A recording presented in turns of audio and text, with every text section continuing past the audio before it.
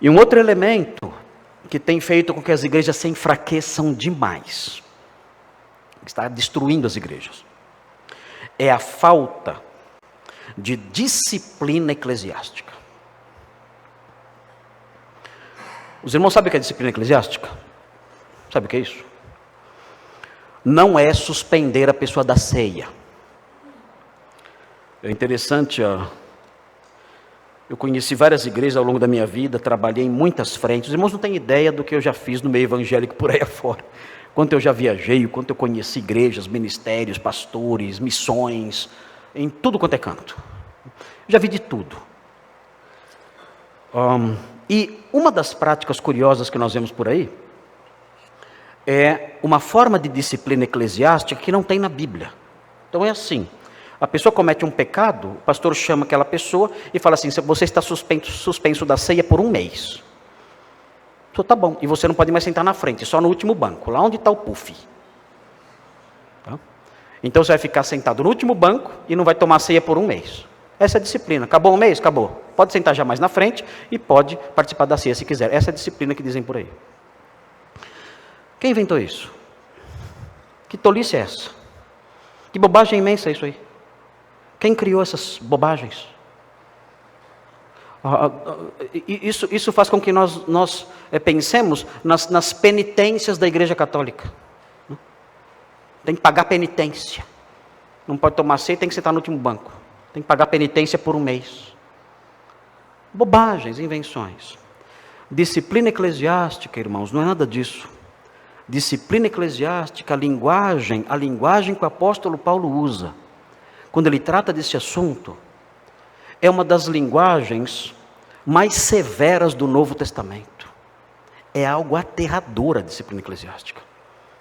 A disciplina eclesiástica, ela é aplicada somente para casos de extrema obstinação, quando o crente se obstina no pecado e não ouve ninguém.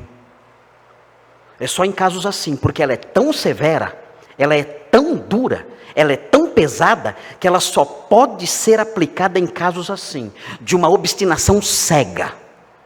A pessoa é incapaz, inclusive, de ver a seriedade do seu pecado, ela não enxerga.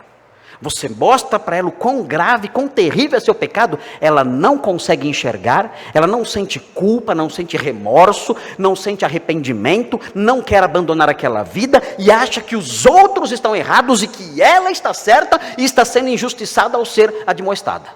Tamanha a sua cegueira, tamanha a sua obstinação, ela diz: não, eu não estou errado, por mais gritante que seja o pecado, ela diz isso.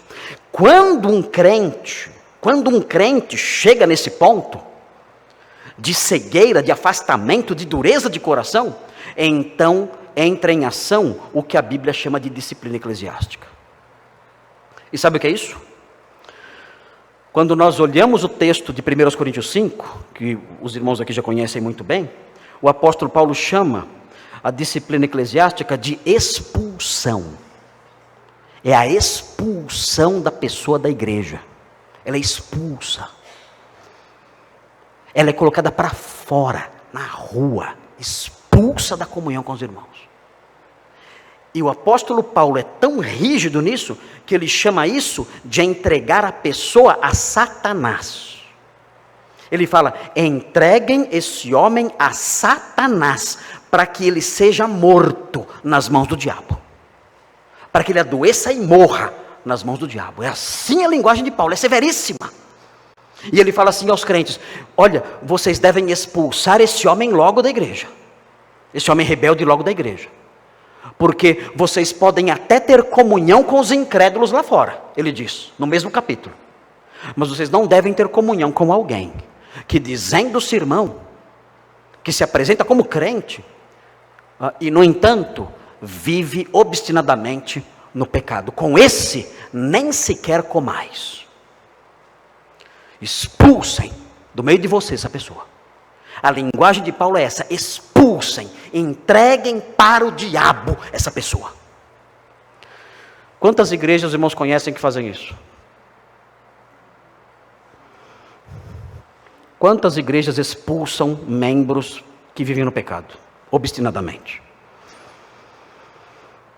Parece que a preocupação é com um número maior de pessoas para que o orçamento da igreja aumente. Parece que essa é a preocupação. E o que acontece então? Acontece então o grande problema que Paulo fala no mesmo texto.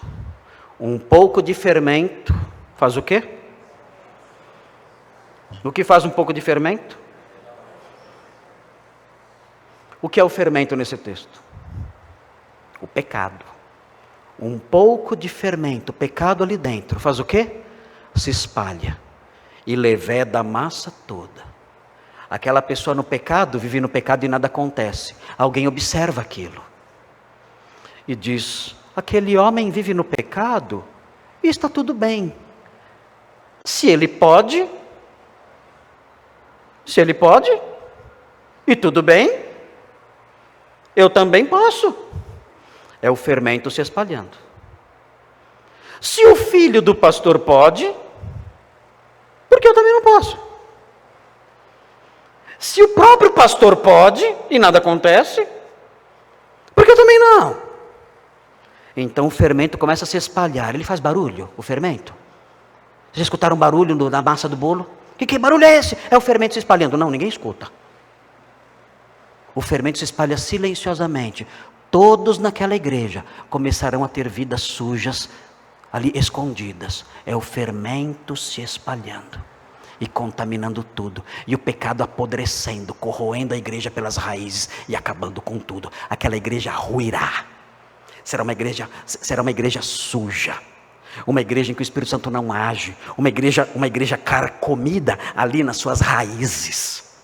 Onde o pecado graça ali silenciosamente consumindo a vida das pessoas. E então chega um crente de verdade, procurando um aprisco, e sem querer entra num chiqueiro.